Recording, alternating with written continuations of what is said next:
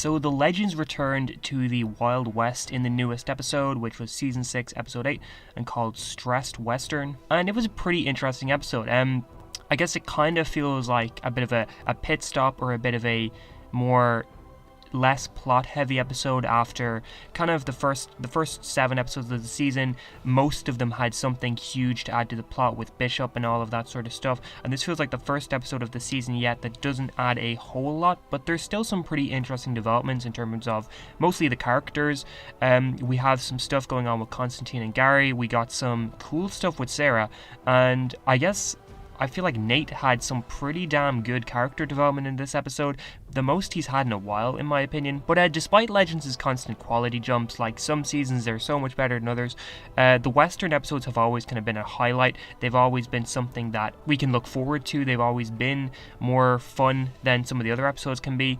And this episode was no different. It was a highlight of the season so far for me. It was one of the better episodes of the season, and that's saying something because I have felt that this has been a good season so far. And David Ramsey also returned this episode, which was something that added to that. It played a part in why I like this episode so much. But he was playing Bass Reeves and not actually a Diggle, although I think I'm gonna just go with the assumption that Bass Reeves is like a relation of Diggle, or somehow related to Diggle from the past or whatever. I don't think it's just a character who looks like Diggle. I think there's definitely going to be some connection there. We're probably never going to find out if there's a connection there, but I'm going to headcanon it that he's just a descendant or whatever, or an ancestor. Honestly, in my opinion, I feel like they maybe should have left that him showing up in this episode a secret. I feel honestly the same about the Batwoman episode, because the Batwoman episode he appeared in was also great. His scenes in it were great, but he appeared in that Batwoman episode so little that I personally feel like maybe it would have been better if they just didn't announce it and left it as a cool little surprise cameo. And it's kind of the same situation here, where his screen time in the whole episode amounted to maybe 3 to 4 minutes, so I feel like maybe it would have been better for us, the viewers, if it wasn't announced at all, and then once he showed up it would have been like, oh my god, this is so cool, rather than waiting for him to show up and kind of spending the whole episode wondering when he's gonna have a bigger part to play.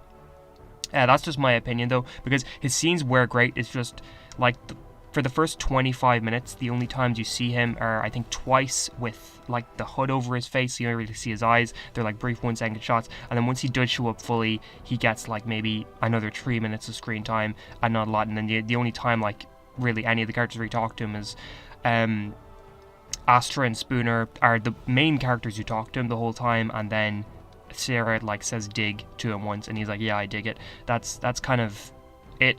But it was good to see him nonetheless. I just do feel like maybe it would have been better if they hadn't announced that at all. Now Sara had some really interesting developments in this episode. One of the scenes, which was probably the highlight of the episode for me, was when the guy, I can't remember his name, but the gunslinger, and he shot Sara clean through the head. That was a really, really cool shot when we're looking straight through her, and then it heals up, and then she turns around, and we reveal that she's pretty much invincible now. And I can't really think of an Arrowverse character who has the power of just straight up not being able to die. There definitely has to be one, and I'm just completely blanking on who it is, but I feel like that's something we haven't seen much in the Arrowverse, is a character who just straight up cannot die and keeps returning. I guess Vandal Savage is one, but I'm talking like a straight up superhero with that power. But that's really cool. I liked kind of everybody's reaction to that, and Constantine's like, what the hell happened on that planet, Gary? That was really good as well. Another scene that was really good character development, and probably the best we've seen from this character in a while, was Nate's outburst towards the end, which it turned out he was just kind of yelling and stuff to draw the alien worm out, which was smart. It was really smart, but I thought that his actual outburst was great, where he was like just giving out about everything, talking about how he was the only other OG on the ship. Well, he was the OGest OG kind of thing. When Mick and Sara was gone, he was the one who was the longest on the ship, who was still sticking around. He was angry about that. He's angry about the fact that Zari's still stuck in a totem, and he was like, no offense to Zari 2.0. That was really cool. And also we saw Nate steal up, and we also saw him utilize his abilities as a historian, which is something we don't get to see much at all lately. So it was really cool to see that, and I just feel like this episode was one of the better uses of Nate in general in a while, because it feels like lately he does just kind of get just forced into the comic relief sort of character, and somebody who just is kind of in the background. He just kind of says a couple lines and then that's sort of it, but he doesn't really add too much. I feel like in this episode he was one of the main kind of characters, along with Sara and Gary and Constantine, and then obviously David Ramsey. I feel like he was one of the highlights of the episode for sure. So that was a really welcome change, because Nate is such a cool character. He was one of my favorites back in season 2 when he showed up, and I still like the character, but I feel like he just does not get utilized near to his full potential. So it would be cool if they could start to kind of bring him back more and kind of do a lot more with him, because this episode showed that he's still a great character. Now, Mick was actually sidelined this episode. I think he had, maybe 3 total scenes, and each scene barely did anything. I think he was just sleeping pretty much in all of them, and this is kind of annoying, because this was something that was a problem in the early episodes of the season that they kind of fixed in episodes 5, 6, and 7, or maybe it was just 6 and 7, whichever episodes he was helping Sara. But I feel like they're deliberately sidelining him. Well, one, because there's some behind the scenes drama, I think, with Dominic Purcell and the Legends writers and all that sort of stuff. He's not too crazy about how they handle this character, and there's also the fact that he's leaving.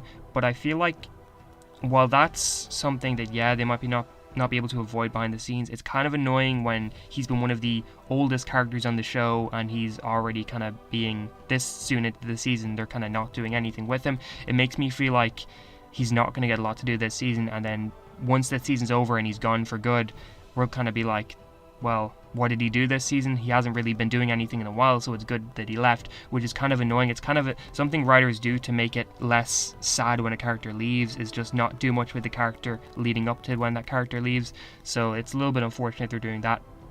But besides Mick, it did feel like the chemistry between the main cast was better than usual in this episode. Like, for example, how Matt Ryan, who plays Constantine, was playing off of Gary's actor, and then Bayrod and Nate and all that. It just felt like there was a lot of nice little moments that we don't get to see too much anymore, and I really enjoyed that. I felt like they were playing off of each other really well. One of my only other complaints is that the singing throughout the episode was a little bit annoying. I know they kind of added to the atmosphere, but I don't know. Like, I'm a fan of musicals, I guess. Like, Duet with Flash and Supergirl is one of the best episodes of the Arrowverse to me, but I feel like it didn't really suit here. Just the tone of the music and the way it was just something that I felt like took away from what was happening, but maybe that's just me. But yeah, I still really enjoyed the episode. I thought it was good. I thought that a lot of good character development moments happened, and this episode was very character focused, more so than forwarding along the main plot. So yeah, how did you feel about the episode? Did you like it? Did you hate it? And if you enjoyed this video, please remember to like, share, subscribe, and all of that. And I hope you have a great day.